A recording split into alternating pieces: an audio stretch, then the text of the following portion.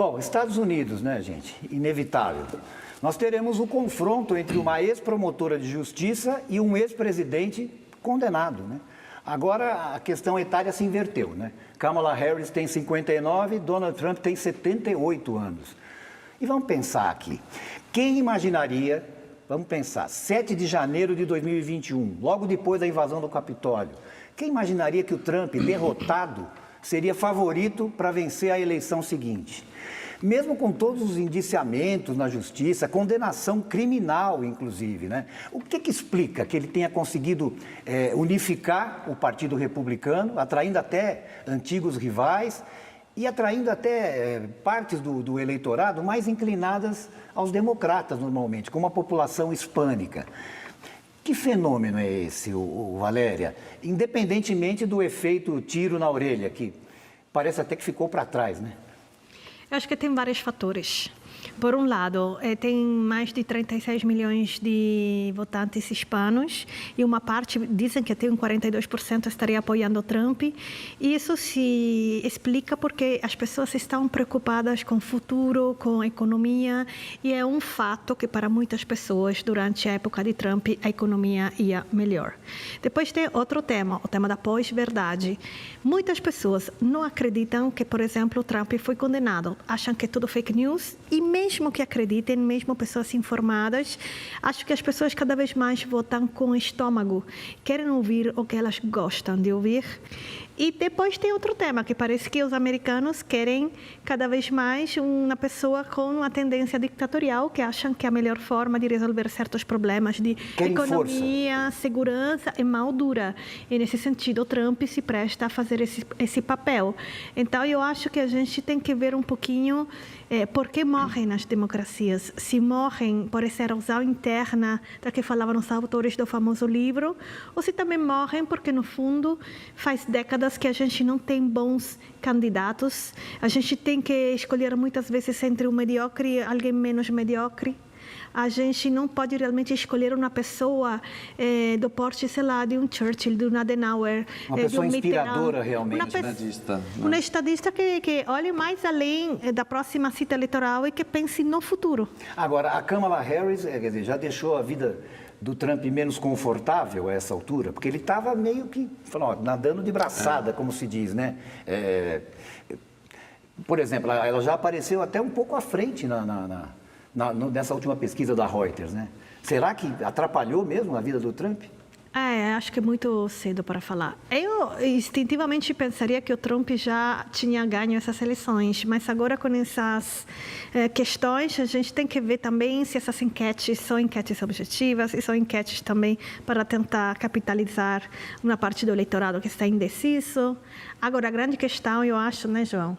A gente tem que se perguntar se a vice-presidente está Kamala pronta.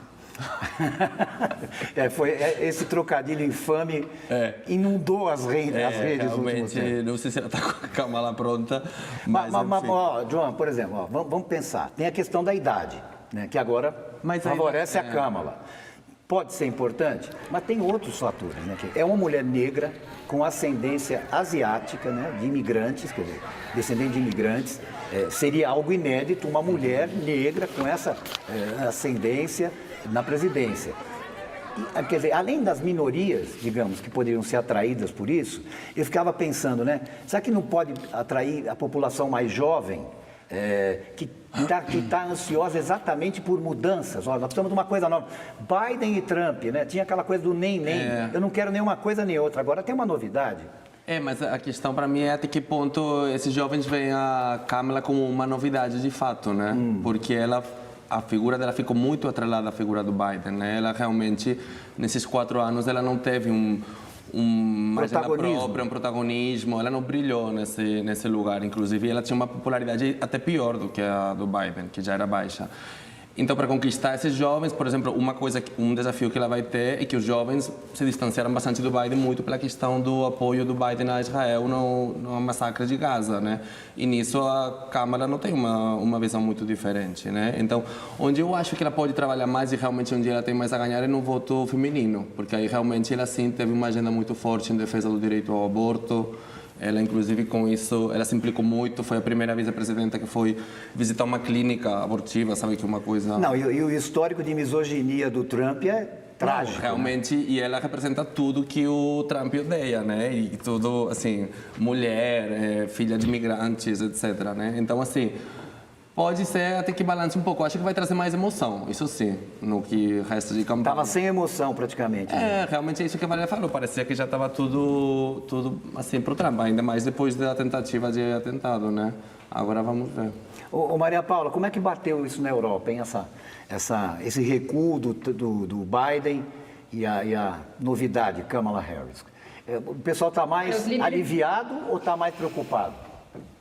Os líderes europeus elogiaram, né, o Joe Biden, essa decisão difícil que ele tomou. A gente tem que pensar que a Europa vê as eleições nos Estados Unidos como decisivas não pelos assuntos domésticos, mas pela política externa dos Estados Unidos, né? A gente tem que pensar que Europa e os democratas, no caso, quando era o Biden, são atlantistas, né, que prezam por essa ligação forte entre a Europa e os Estados Unidos. Isso ficou muito claro nas visitas que o Biden fez aqui, foi recebido pela agora reeleita presidente da Comissão Europeia, Ursula von der Leyen. Ela sempre disse que a presença dele demonstrava uma OTAN forte. A gente lembra também que Estados Unidos e Europa impuseram sanções contra a Rússia para tentar acabar, diminuir o financiamento da guerra na Ucrânia.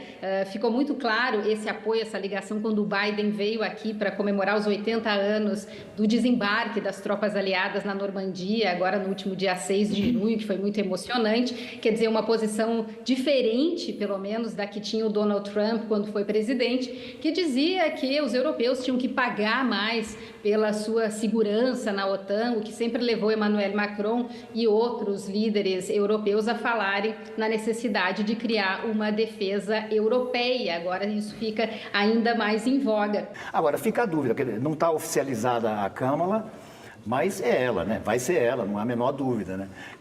Quem seria o vice ou a vice? Mais provável o vice a essa altura, até para contrabalançar, né? As apostas.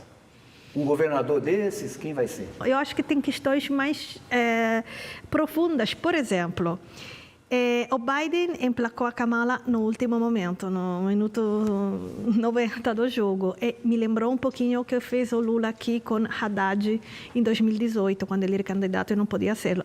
Se eu fosse Lula, eu começaria a pensar, ele vai estar com 80 anos quando vai tentar a reeleição, se é que vai tentar essa reeleição.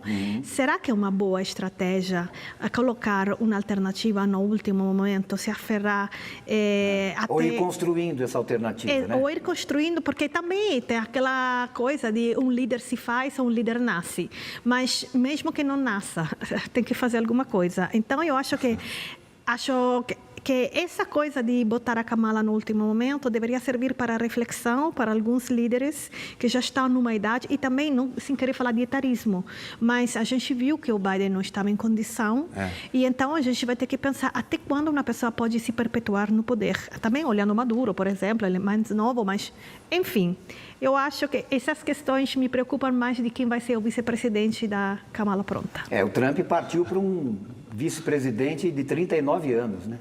Ele provavelmente tem isso em mente também.